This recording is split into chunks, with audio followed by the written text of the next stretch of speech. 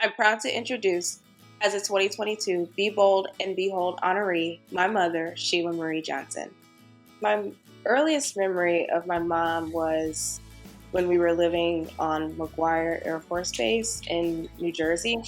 She threw me a birthday party and I had a pony. I was like, can nobody's birthday party top mine. My mama got a pony.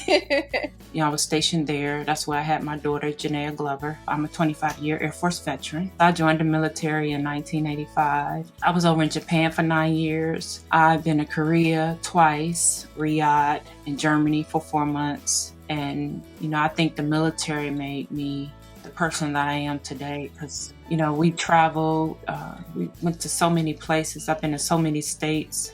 I had moved to Scott Air Force Base from Langley Air Force Base in Virginia to try to make E9. Cancer had a different objective. My mom was diagnosed, Grace Evelyn Johnson, was diagnosed with metastatic breast cancer in 2001.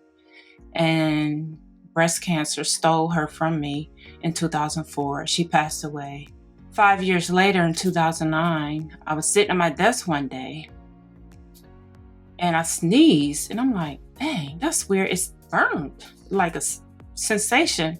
I'm like, why is it burning? I think like a week later, I went in and got my mammogram. And I knew instantly something was wrong because usually when you go to the military doctor and get your mammogram, they be like, okay, get dressed. We'll send you a letter in the mail, bye. And she told me to sit down. I was like, I don't feel right. I went for a battery of test CT scans. I never knew what a CT scan was. MRIs and all kind of stuff. And what had happened was the breast cancer had spread to my liver and ribs. And every time I sneezed, what I was feeling was the cancer was pressing up against my ribs. December of 2009 when I found out. She just called me on the phone and just kind of casually told me. It threw me off. Still to this day, it's still, I think about it and it just throws me off because she still had like a chipper, like there was no sadness in her voice when she told me. And I was so scared to tell them, that I had breast cancer because it just happened 5 years ago. It took my mom and I was petrified to tell my daughter. And so they sent me down to Siteman Cancer Center. I didn't even know what a oncologist was. I didn't know different cancer doctors, I thought you got chemo and you was fixed, I was like, well, how many years do I have to live? And she said 3 to 5 years. I was like, huh? So you telling me I only got 3 to 5 years and I'm only 43 years old? And I looked her in her eyes and I said, I'm going to be your miracle patient. She's just been so strong through everything. And I know she was terrified and being told, you only have this amount of time to live. So, she's been able to remain strong and level-headed through the whole thing. My dad and my daughter and all my family, cousins, they just rallied around me, my best friends. I think that's why, I say I'm still here because of the support and because of great medicine research and organizations like Mediviver that are keeping me here. Well, my advocacy started from commercials because I seen no Black women and I didn't know any Black women that had stage 4 breast cancer. And the only person I knew was my mom. And when you see commercials, you see older white women, like 65. My breast surgeon, who is Dr. Julie Morgan Taylor, and she sent me this flyer in the mail. She said, Sheila, I think you'll make a great fit. And I was in Seattle. And I come into this hotel and it's all this fanfare with breast cancer stuff. And it's like this big world and I'm just this tiny, tiny, tiny person. And I didn't see many Black women. I said, well, something is not right here. Is the word not getting out or what are we not doing?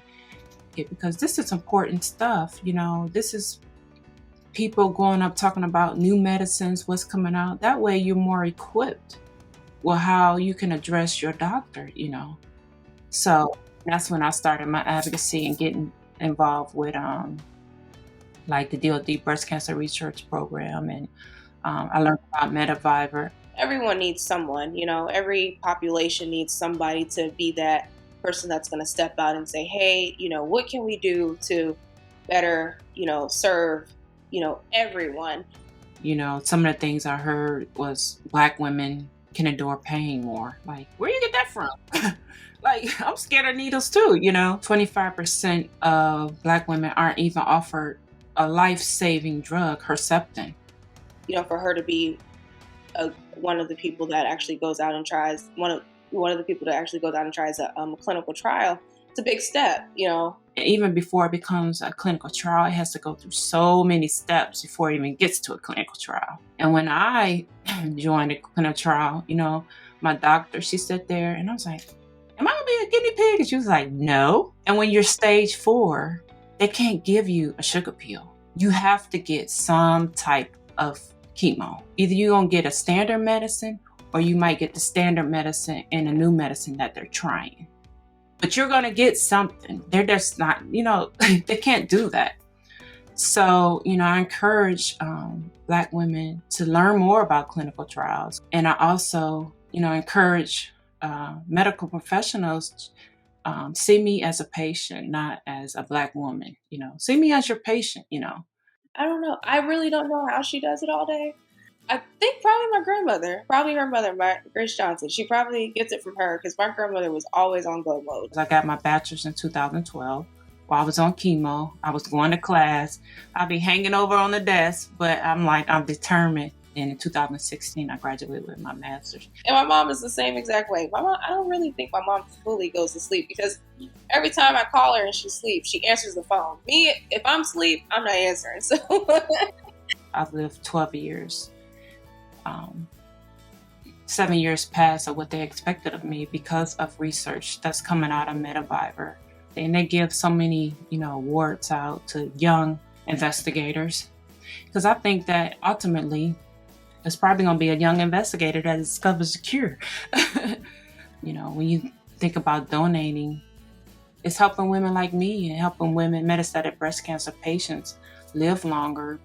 It's important that you give donations to Mediviver because this 100% goes towards research. And I don't know, I think might be the only organization I know that does that. We've been doing this thing for a long time, 12 years, and they told us only 3 to 5. So, hey, we've surpassed it and just keep going. And I love you so much. I'm so proud of you. I'm very proud of her. I call her my ride or die. She's been there for me through, all types of chemo. I'm here till the wheels fall off. And she is why I advocate and work so hard. Between her and my faith in God and my 3 sisters, they're really the reason why I do what I do.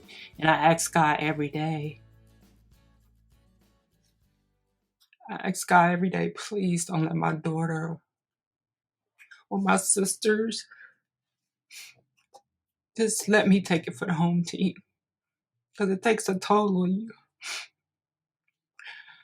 But I get up every day to fight for her. That's my purpose.